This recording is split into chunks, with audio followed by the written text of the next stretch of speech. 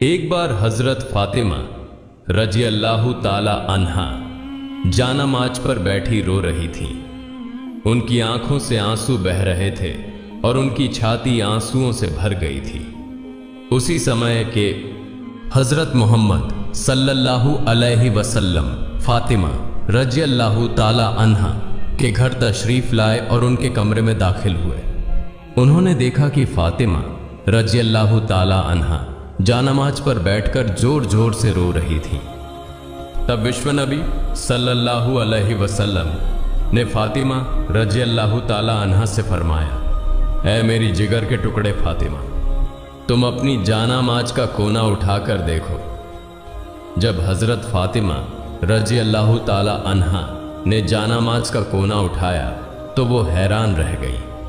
उन्होंने कहा, अब्बाजान ये क्या है, यहां तो पिघला हुआ सोना बह रहा है। तब हजरत मोहम्मद सल्लल्लाहु अलैहि वसल्लम ने फरमाया, बेटी जितना सोना चाहो उठा लो और उसे अपनी जरूरतों के लिए इस्तेमाल करो।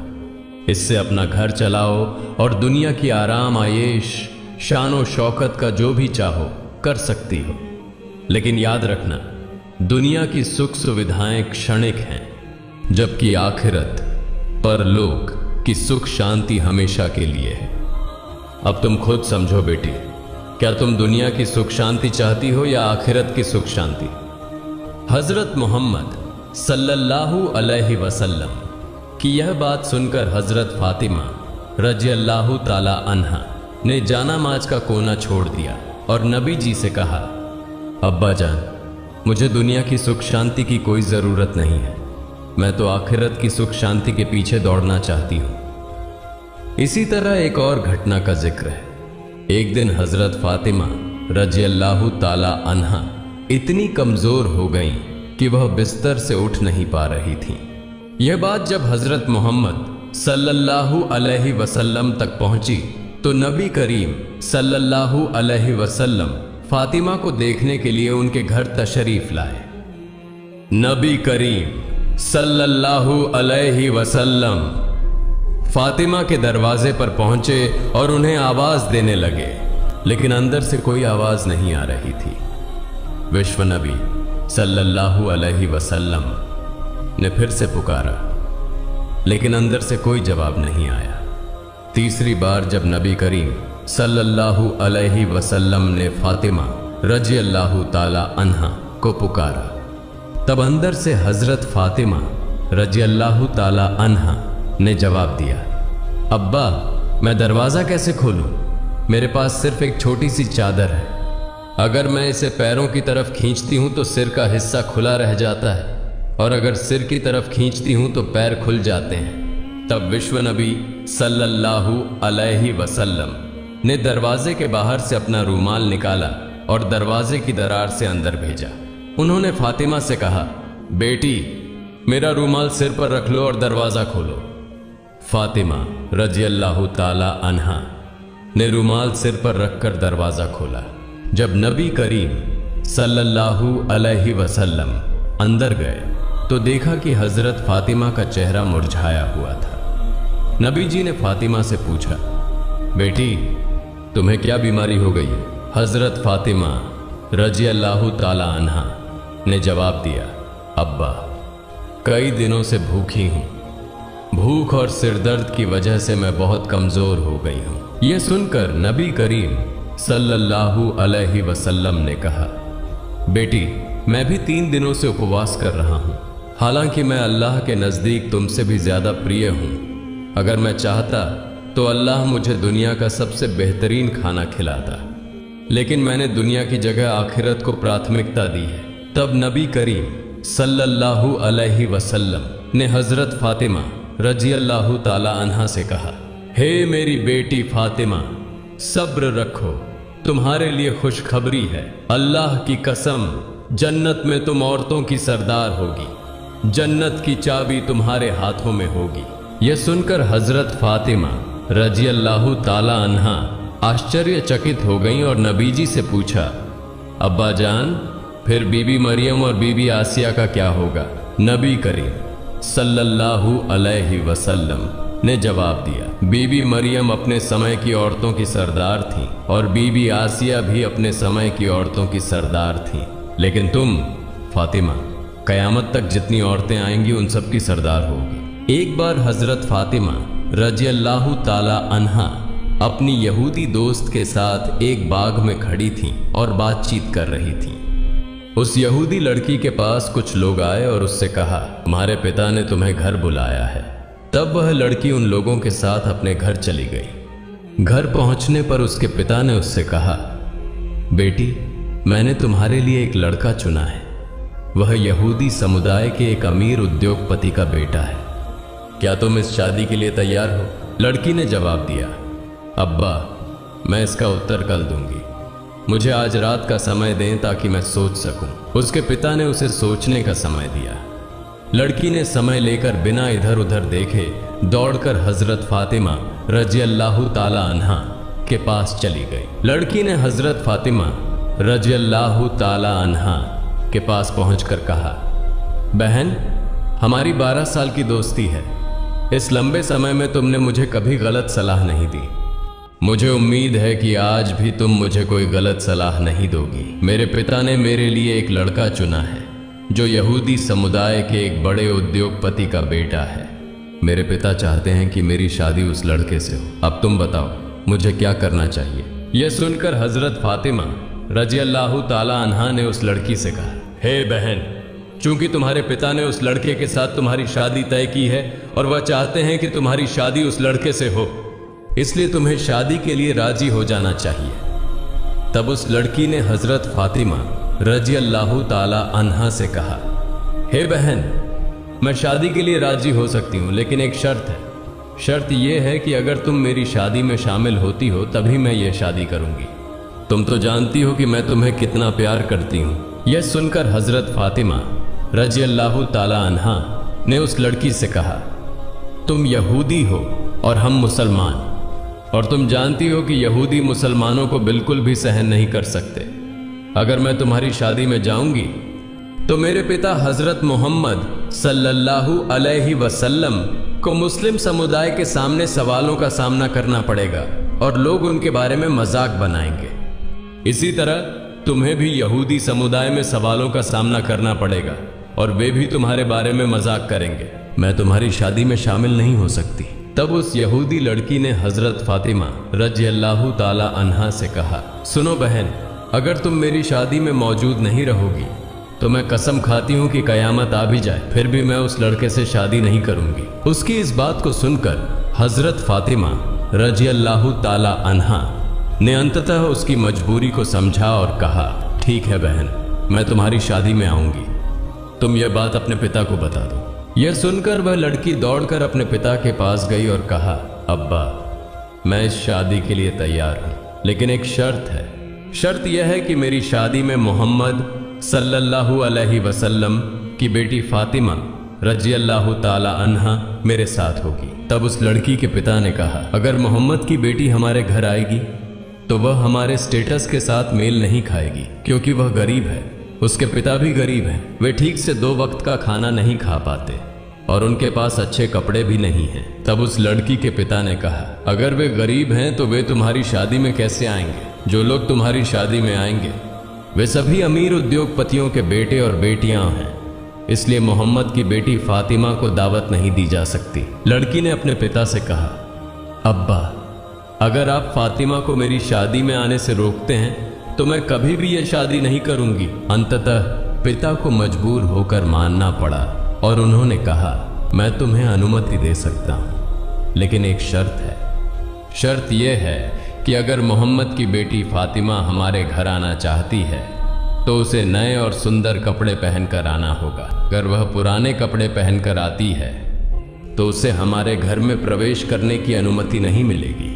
यह सुनकर वह लड़की फिर से दौड़कर हजरत फातिमा रज़ियल्लाहु ताला अन्हा के पास गई और रोते हुए कहने लगी, हे बहन, मेरे पिता नहीं चाहते कि तुम मेरी शादी में आओ, लेकिन उन्होंने एक शर्त पर सहमति दी है।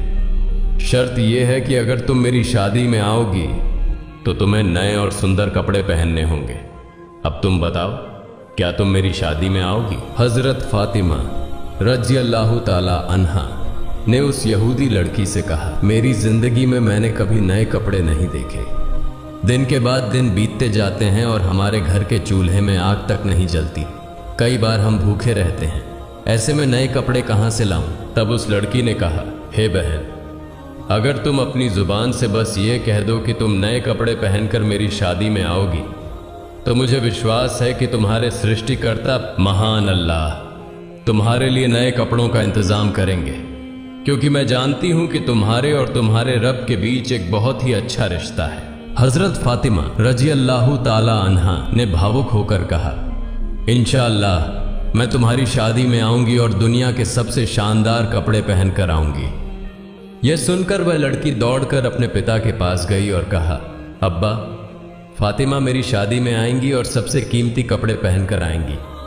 इसके बाद शादी की तारीख तय हो गई। दूसरी ओर हजरत फातिमा रजी अल्लाह ताला अन्हा चिंतित थीं कि शादी का दिन नजदीक आ रहा है और मैंने वादा किया है कि मैं नए कपड़े पहनकर शादी में जाऊंगी, लेकिन मेरे पास नए कपड़े नहीं हैं। यह सोचते हुए हजरत फातिमा रजी अल्लाह ताला अन्हा ने अपना जयनमाज बिछाया और नमाज में बैठ गई। सिजदे में जाकर उन्होंने आंखों से आंसू बहाते हुए कहा, हे माबूद, इस दुनिया में मेरा आपसे गहरा संबंध बन गया है जिसे आज तक कोई नहीं जानता।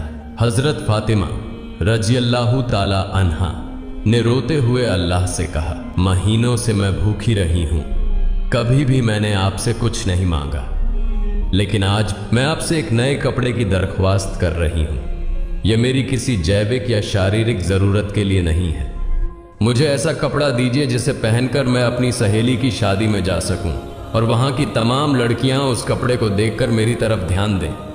क्या आप मुझे एक नया कपड़ा देंगे? इस तरह हजरत फातिमा रजी अल्लाह ताला अन्हा रोते रोते अल्लाह से दुआ कर रही थी। नमाज खत्म करने के बाद जब उन्होंने अपने घर के कोने में नजर डाली तो वहां 2 पैकेट रखे हुए देखे। यह देखकर वे भावुक हो गई। हजरत फातिमा रजी अल्लाह ताला अन्हा वह पैकेट लेकर रोते हुए हजरत मोहम्मद सल्लल्लाहु अलैहि वसल्लम के पास आईं और पूरी घटना बयान की। जब हजरत मोहम्मद सल्लल्लाहु अलैहि वसल्लम ने पैकेट को खोला तो उसमें से जन्नत की खुशबू आने लगी।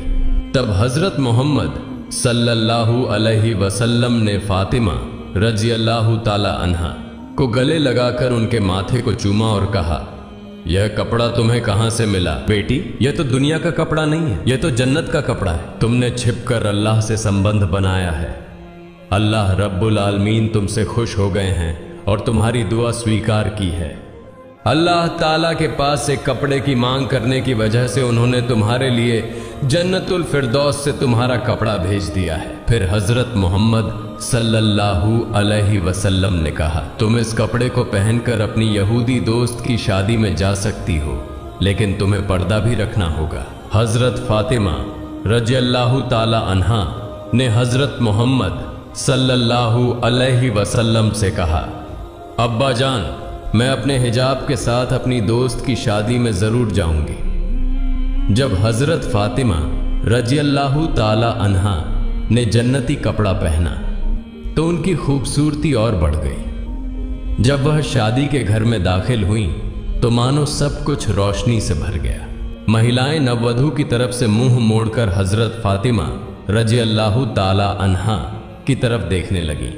सभी कहने लगी, फातिमा, तुम तो गरीब हो, फिर तुम्हें इतना महंगा और खूबसूरत कपड़ा कहां से मिला? हजरत फातिमा रजी अल्लाह ताला अन्हा ने कहा, मैंने इसे बाजार से खरीदा है। महिलाएं चकित होकर पूछने लगी, कौन से बाजार से, किस दुकान से खरीदी है? तब हजरत फातिमा रजी अल्लाह ताला अन्हा ने मुस्कुराते हुए कहा, तुम लोग उस बाजार को नहीं जानती और न ही उस दुकान को पहचानोगी। इस प्रकार हजरत फातिमा रजी अल्लाह ताला अन्हा ने अपने अद्भुत अनुभव को साझा करते हुए सभी को अपनी खासियत का एहसास कराया। हजरत फातिमा रजी अल्लाह ताला अन्हा ने कहा, यह एक ऐसा बाजार है जिसे जाने के लिए एक खास रास्ता है। तुम उस रास्ते का नाम नहीं जानती हो और न ही तुम उस बाजार का पता पहचान सकोगी। महिलाएं बोली, हमें सिर्फ एक बार उस बाजार का पता बता दो। हम जरूर वहां पहुंच जाएंगी। हजरत फातिमा रजी अल्लाह ताला अन्हा ने फिर कहा, मैंने जो कपड़ा खरीदा है वह उस विशेष दुकान से है जिसे जाने के लिए एक खास रास्ता अपनाना पड़ता है, लेकिन वह रास्ता है सिरात अल मुस्तकीम। यह वही रास्ता है जो सही मार्ग का संकेत देता है और जिस पर चलकर इंसान अपने ईमान को मजबूत कर सकता है।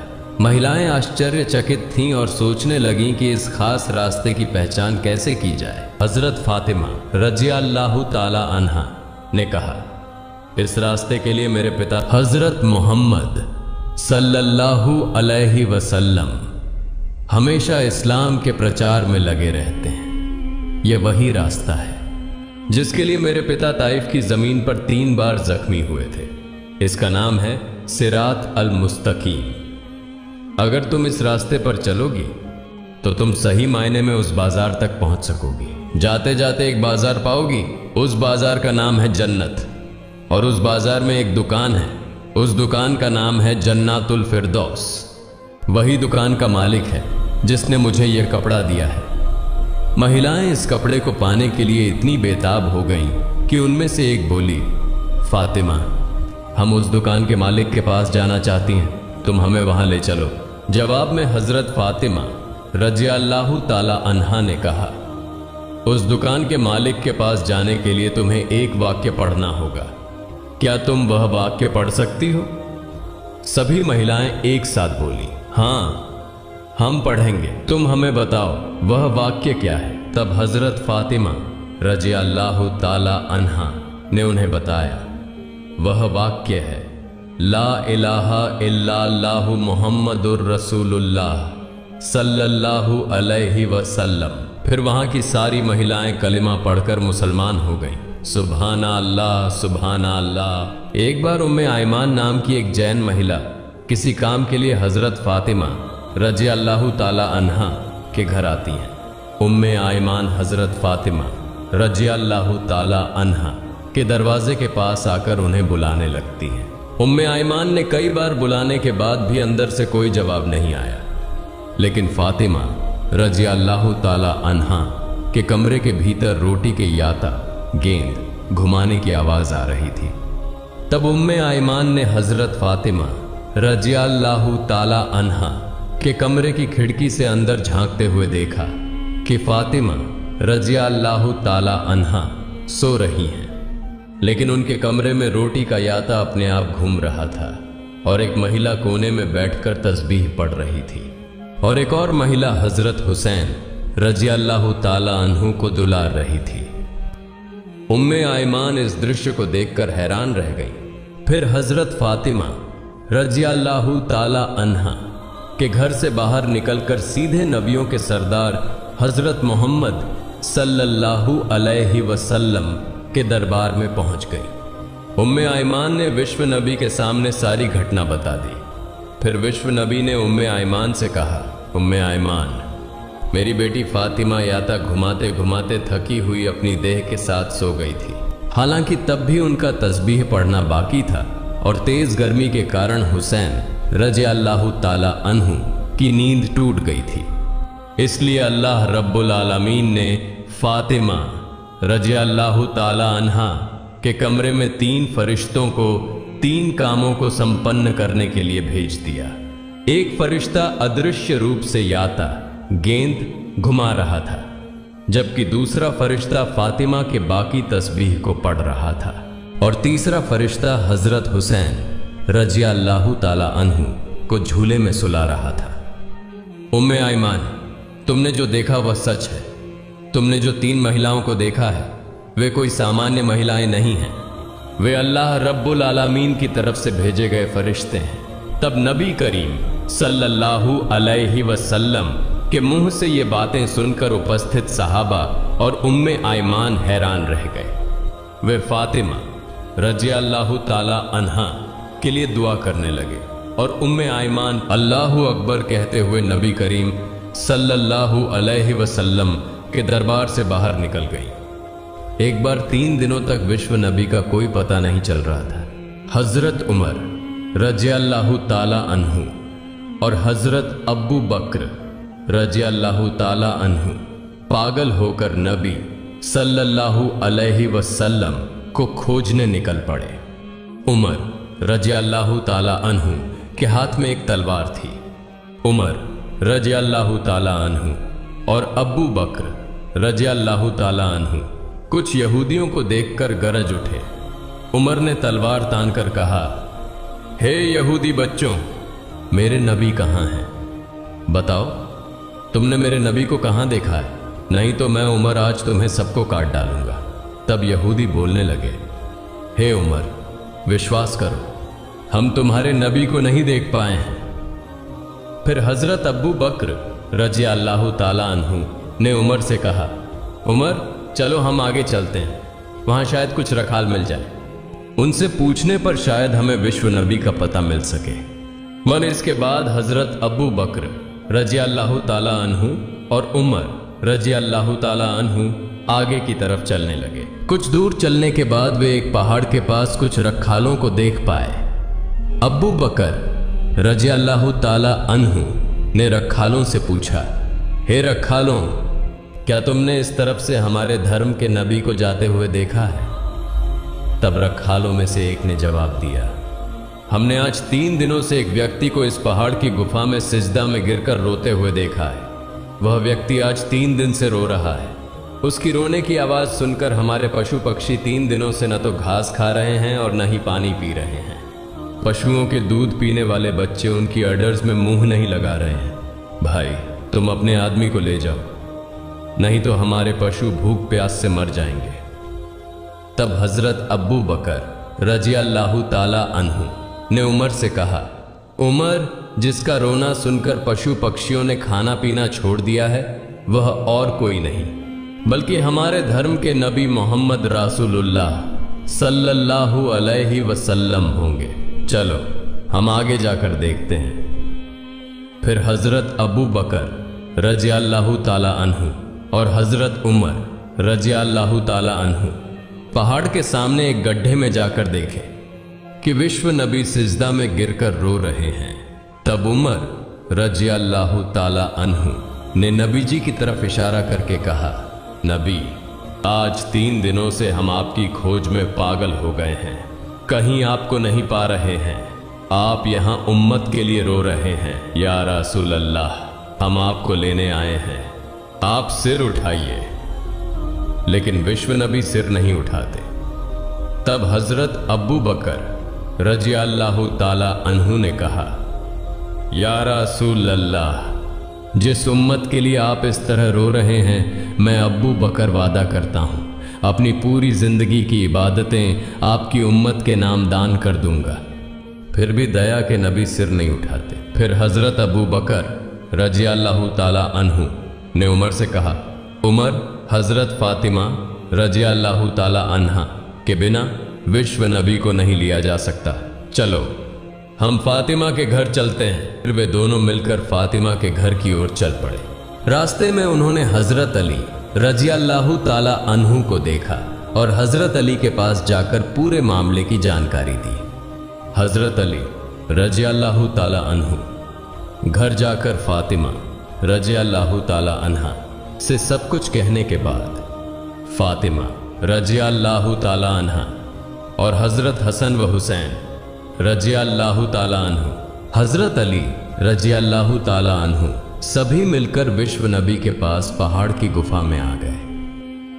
हजरत फातिमा रज़ियल्लाहु ताला अन्हा ने विश्व नबी की ओर देखते हुए कहना शुरू किया, अब्बा, आप कैसे 3 दिनों से हमें छोड़कर इस गुफा में रह सकते थे?